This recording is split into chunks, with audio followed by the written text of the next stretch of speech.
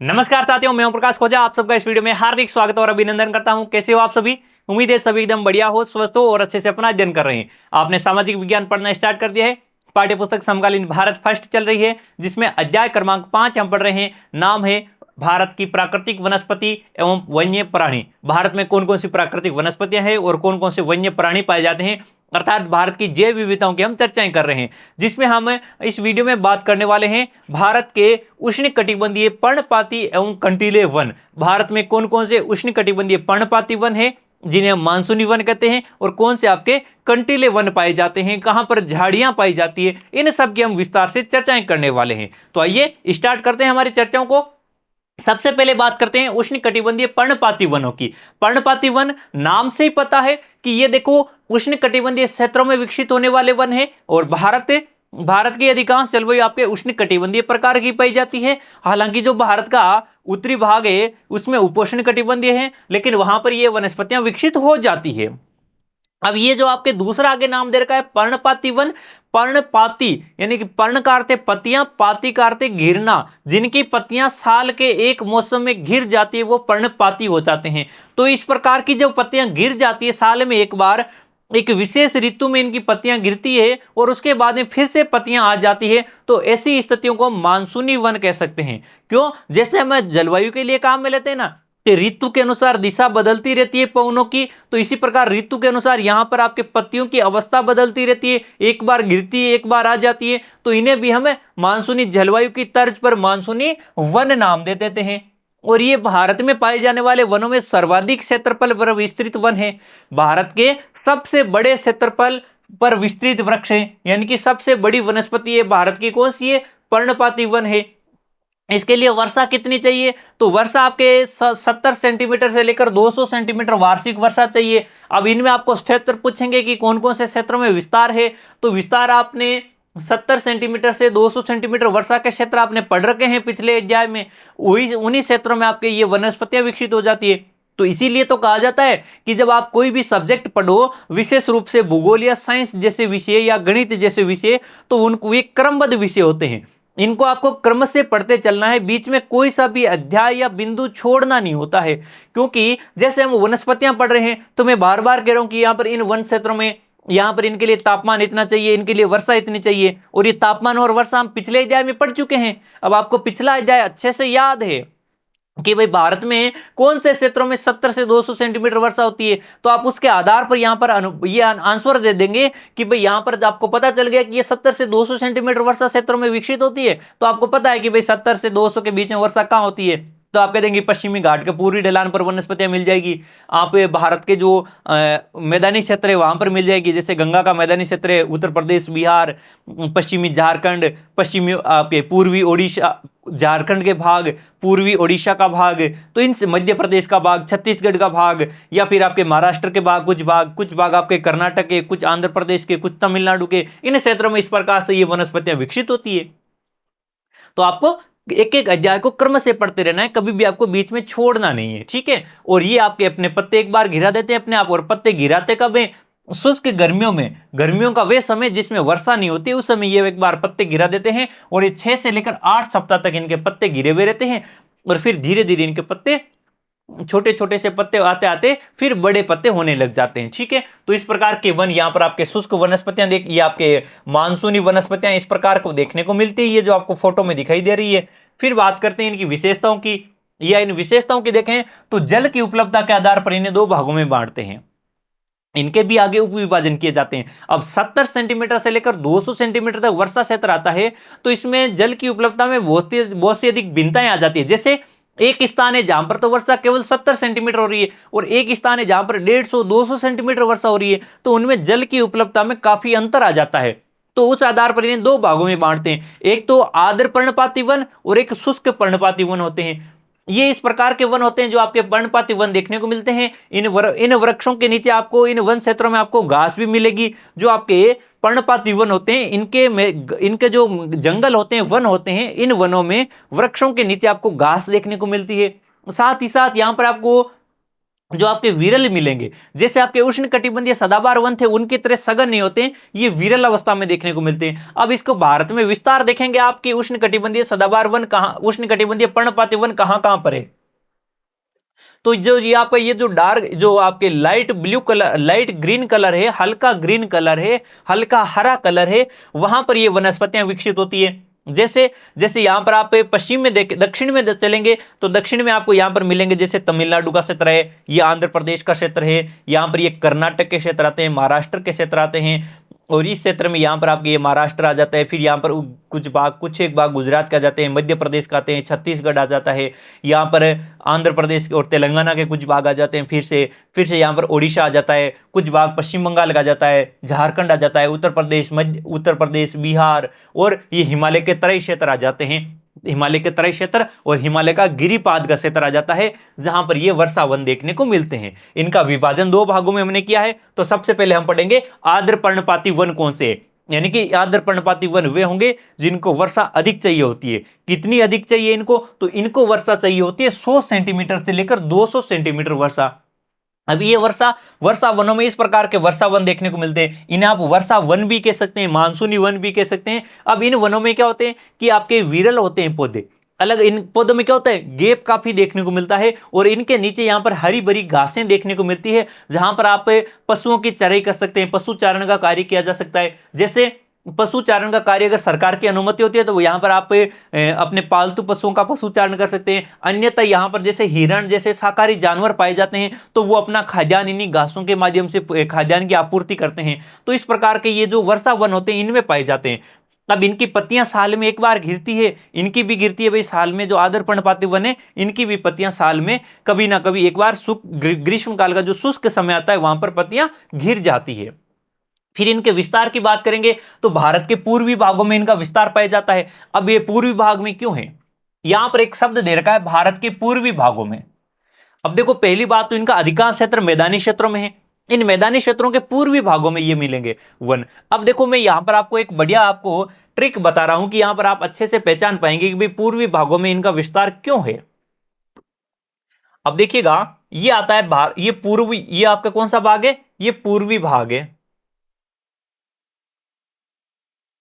अब इस पूर्वी भाग में आप देखेंगे ये आपकी पूर्व दिशा है, और ये दिशा कौन सी है, पश्चिम दिशा है। हमने आपको क्या बताया था जब वर्षा पढ़ा रहे थे उस समय हमने बताया कि जो भारत के मैदानी क्षेत्र है इनमें आप जैसे जैसे पूर्व से पश्चिम की ओर जाएंगे तो वर्षा की मात्रा घटती है। यहां पर क्या होती है भाई, वर्षा की मात्रा घटती जाएगी। जब यहां पर वर्षा की मात्रा घटेगी तो वनस्पतियों में भी भिन्नताएं देखने को मिलेगी, और जिन क्षेत्रों में वर्षा अत्यधिक होती है अर्थात 200 सेंटीमीटर से अधिक है वहां पर वनस्पतियां कैसी होगी, सदाबहार वनस्पतियां होगी। और ये क्षेत्र देखिएगा ओडिशा का, पश्चिम बंगाल का, ये जो तटीय क्षेत्रों का भाग है जहां पर अधिक वर्षा होती है यहां पर वनस्पतियां कैसी है, उष्णकटिबंधीय सदाबहार वन है। आगे चलोगे आप पूर्वी भागों, पूर्व से पश्चिम की ओर आगे चलते जाएंगे तो यहां पर इन क्षेत्रों में यहां पर आपको जो ये वर्षा आपके 200 सेंटीमीटर तक की वर्षा यहीं पर प्राप्त होगी। फिर आप जैसे ही आप उत्तर प्रदेश के जो मध्यवर्ती भाग या फिर पश्चिमी उत्तर प्रदेश तक पहुंचेंगे उससे आगे 200 सेंटीमीटर से वर्षा आप 70 सेंटीमीटर से यहां पर आपके वर्षा कम होने लग जाएगी। कितनी, यहां पर आपके वर्षा, ये वाली जो वर्षा रेखा है ये वर्षा रेखा आपके 100 सेंटीमीटर वर्षा रेखा के आसपास की है। तो यहां से आपके वनस्पतियां आपके धीरे धीरे आपके शुष्क प्रकार की वनस्पतियां मिलेगी। तो जो ये पूर्वी भाग है यहां से आप इसे दो भागों में बांटो, तो ये वाला जो भाग है आपका पूर्वी भाग है, इन पूर्वी भागों में अधिक वर्षा प्राप्त होती है इन पश्चिमी भागों की तुलना में। तो पूर्वी भाग है जहां पर आपके वर्षा 100 सेंटीमीटर से लेकर 200 सेंटीमीटर होती है, तो इनका अधिकांश ये वाला क्षेत्र है जहां पर वर्षा आपके अधिक होने के कारण यहां पर आर्द्र वनस्पतियां मिलेगी, और यहां पर वर्षा आपके कम होने की वजह से शुष्क प्रकार की वनस्पतियां मिलेगी। इसीलिए तो कहते हैं कि जो ये पूर्वी भाग है यहां पर वनस्पतियां कैसी मिलेगी, आर्द्र प्रकार की। तो इस प्रकार से आप वर्षा के आधार पर भी इनका निकाल सकते हो अंतर कि किस प्रकार से यहां पर वर्षा के आधार पर वनस्पतियों में भिन्नता देखने को मिलती है। ठीक है, बात को समझ रहे हैं ना आप। पूर्वोत्तर के राज्यों में भी मिलती है। जो पूर्वोत्तर के ये जो राज्य है ना, इन जो जहां पर ये सदाबहार वनस्पतियां पाई जाती है, ये जो सदाबहार वनस्पतियां उनके निकटवर्ती क्षेत्र है, इनके टच के क्षेत्र होते हैं, वहां पर ये वनस्पतियां देखने को मिलेगी। देखिएगा जैसे यहां पर एक कोई क्षेत्र है, मान लीजिएगा कि बाहर कोई एक क्षेत्र है जो यहां पर आपके पूर्वी भाग है, तटीय क्षेत्र है, जहां इस तटीय क्षेत्र में यहां पर आपको जैसे मान लीजिएगा कि सदाबहार वनस्पतियां हैं। तो सदाबहार वनस्पतियों के पास में यहां पर आपको आर्द्र पर्णपाती वनस्पतियां मिलेगी। फिर आर्द्र पर्णपाती वनों के आगे इनके जो निकट के भाग है यहां पर आपके शुष्क पर्णपाती वनस्पतियां मिलेगी, और जो शुष्क पर्णपातियों के आगे के जो क्षेत्र होंगे वहां पर आपको मरुस्थलीय प्रकार की या कंटीली वनस्पतियां मिलेगी। कुछ ऐसे क्षेत्र भारत के संदर्भ में देख रहे हैं, यहां पर देखिएगा आर्द्र, ये आपके जो आपके सदाबहार वनस्पतियां हैं, फिर यहां पर आपके आर्द्र पर्णपाती है, यहां पर शुष्क पर्णपाती है, और यहां पर कंटीली वनस्पतियां हैं, और सुदूर पश्चिम में आगे जाएंगे तो यहां पर झाड़ियां ही मिलेगी, वनस्पति रहित क्षेत्र भी मिलेगा आपको। ठीक है ना। इस प्रकार से जैसे पूर्व से पश्चिम की ओर जाते हैं तो वर्षा की मात्रा घटती है, तो ठीक उसी प्रकार से वनस्पतियों की मात्रा भी घटती जाती है, वनस्पतियों की सघनता भी कम होती जाती है, वनस्पतियों के प्रकार में भी भिन्नता आती जाती है। हिमालय के गिरिपाद वाले क्षेत्र में, गिरिपाद क्षेत्र बात करेंगे तो जो ये नेपाल हिमालय के पास का क्षेत्र है, फिर उत्तराखंड में गिरिपाद, उत्तराखंड के जो सुदूर दक्षिणी भाग है, फिर यहां पर हिमाचल प्रदेश का जो गिरिपाद है, सुदूर उत्तराखंड में सुदूर दक्षिणी कौन सा आता है, जिसमें हरिद्वार और इनके आसपास के क्षेत्रों में, फिर आपके हिमाचल प्रदेश में, तो यहां पर ये गिरिपाद वाले सभी क्षेत्रों में इस प्रकार की वनस्पतियां देखने को मिलती है। ठीक है। फिर झारखंड का भाग है, पश्चिमी ओडिशा है, छत्तीसगढ़ है, और पश्चिमी घाट का पूर्वी ढलान है। देखो जो ये आपके पूर्वी ओडिशा है तो यहां पर तो सदाबहार वन है, और जो पश्चिमी ओडिशा है यहां पर आर्द्र पर्णपाती है, और जो ये पश्चिमी घाट का जो पश्चिमी ढलान है यहां पर तो सदाबहार वन है, लेकिन इन पूर्वी ढलानों पर इनके निकटवर्ती क्षेत्रों में क्या मिलेंगे, यहां पर मिलेंगे आपके ये जो आपके आर्द्र पर्णपाती प्रकार के वन।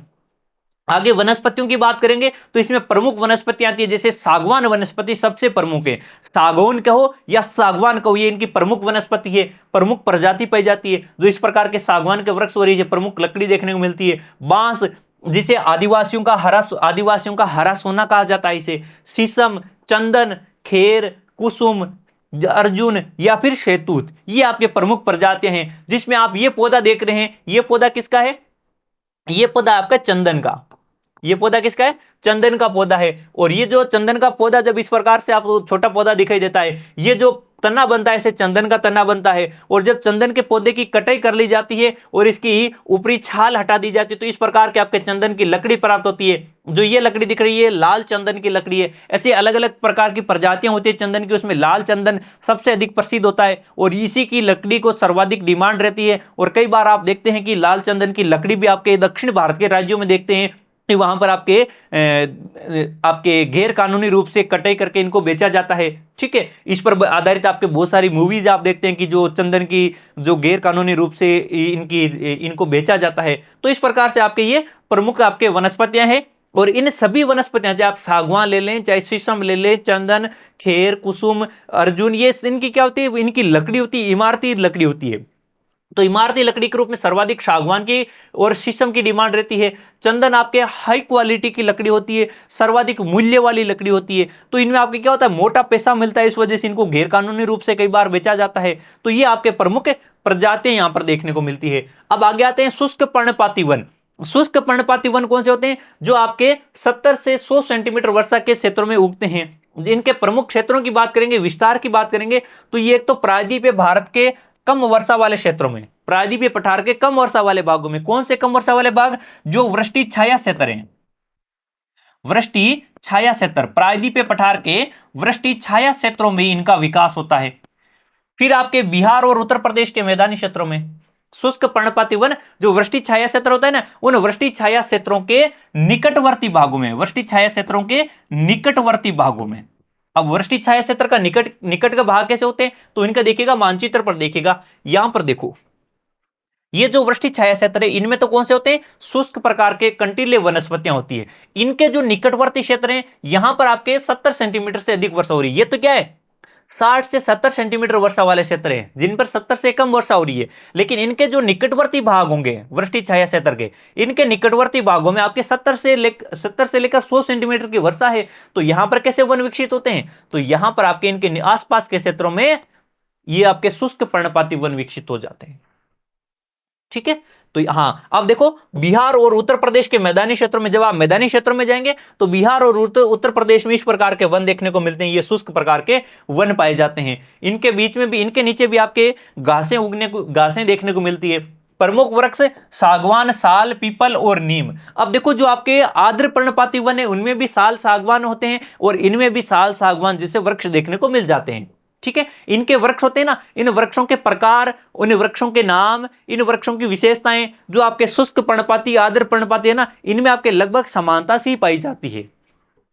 ये देखो इनका जो बड़ा क्षेत्र है, जो शुष्क पर्णपाती वन है, इनका एक विस्तृत क्षेत्र है जिसको साफ कर दिया गया है, वहां से कटाई कर दी गई है वृक्षों की और उसे कृषि योग्य भूमि में परिवर्तित किया गया है। कुछ क्षेत्र है जहां पर पशुचारण के कार्य भी किए जाते हैं।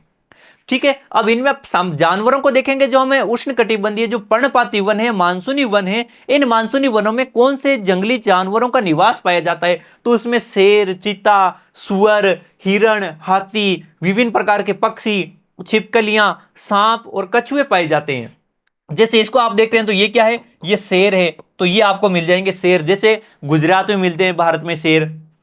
ये आपके चीता है, चीते कहां पर मिलते हैं सर्वाधिक, मध्य प्रदेश में मिलेंगे। ये क्या है, ये आपके सांप है, ये आपके सांप या सर्प है, वो सभी प्रकार के वनों में यहां पर भारत में देखने को मिल जाते हैं। ये भारतीय सर्प की एक प्रजाति है। ठीक है, तो इस प्रकार के ये जानवर देखने को मिलते हैं। फिर आगे चलते हैं हम कंटीले वनों की ओर। कौन से जो कंटीले वन है, जो सर्वाधिक कम वर्षा वाले क्षेत्र, सबसे कम वर्षा वाले क्षेत्रों में विकसित होते हैं। इनके लिए वर्षा चाहिए 70 सेंटीमीटर से कम, और ये देश के उत्तरी पश्चिमी भागों में विकसित होते हैं। कौन से उत्तरी पश्चिमी भागों में, जैसे यहां पर पंजाब हरियाणा का क्षेत्र है, राजस्थान का क्षेत्र है, गुजरात का क्षेत्र है, मध्य प्रदेश और उत्तर प्रदेश के कुछ क्षेत्र भी आ जाते हैं, कुछ छत्तीसगढ़ के भी यहां से आ जाते हैं। और ये प्रायद्वीपीय पठार में जो वृष्टि छाया क्षेत्र वाला, वृष्टि छाया वाला प्रदेश है, यहां पर ये वन विकसित होते हैं। गुजरात, छत्तीसगढ़, राजस्थान, उत्तर प्रदेश, मध्य प्रदेश और हरियाणा, इन राज्यों में विकास होता है। और ये आपके शुष्क और अर्ध शुष्क दोनों इन क्षेत्रों में इनका विकास देखने को मिलता है। इन जो वृक्षों की प्रमुख प्रजातियां कौन सी है, इनमें प्रजातियां देखोगे तो इनमें मिलेगा अकासिया, यूफोरबिया, खजूर जिसे आप पाम कहते हैं, और नागफनी जिसे आप कैक्टई या कैक्टस कहते हैं। और जो यहां पर पीछे फोटो देख रहे हैं, ये फोटो किसका है, नागफनी का फोटो है।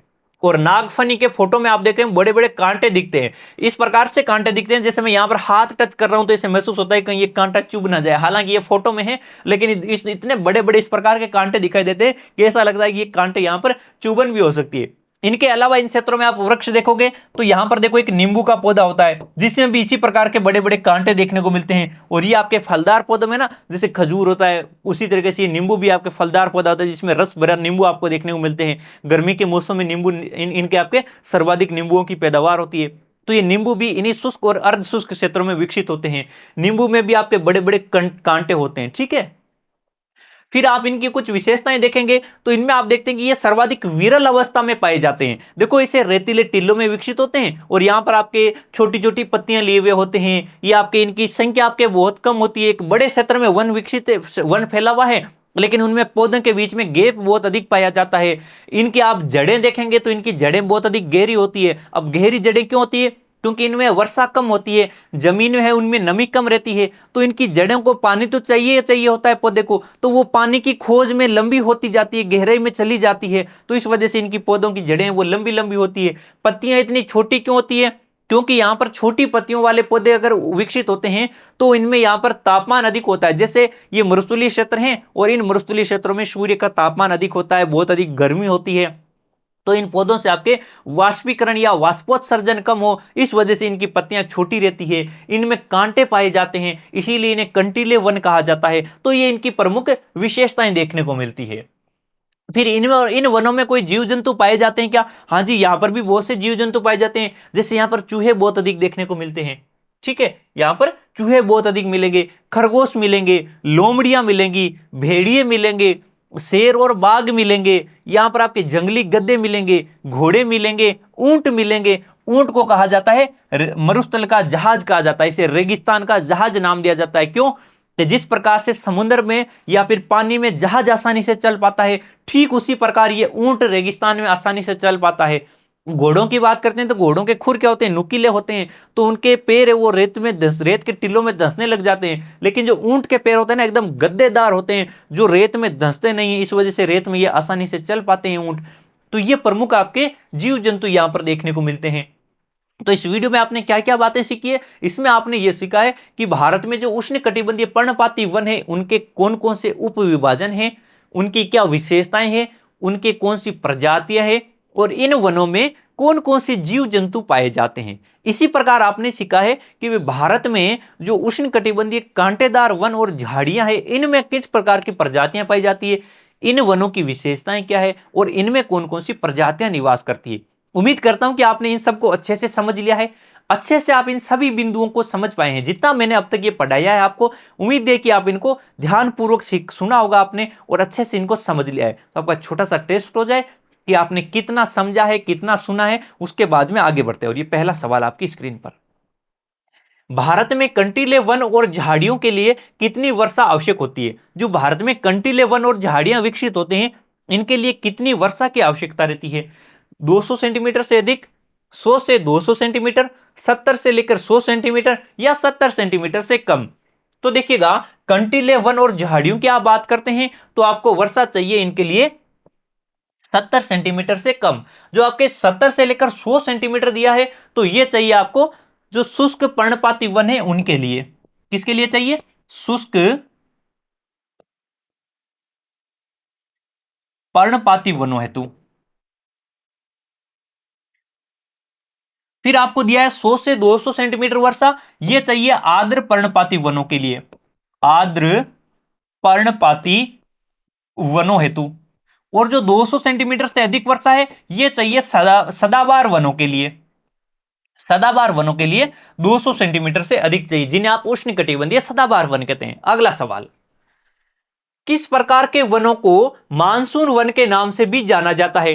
वे कौन से वन है जिन्हें आप मानसूनी वन भी कहते हैं। मानसूनी वन कौन से होंगे? जो साल में एक बार पत्तियां गिरा देंगे, वो मानसूनी वन होंगे। उष्णकटिबंधीय सदाबहार वन या पर्वतीय वन, उष्णकटिबंधीय पर्णपाती वन या फिर मैंग्रोव वन। तो अभी भी आपने पढ़ा है पीछे, जो उष्णकटिबंधीय पर्णपाती वन होते हैं उन्हें मानसूनी वन कहा जाता है। और ये दो प्रकार के होते हैं, आर्द्र पर्णपाती और शुष्क पर्णपाती वन।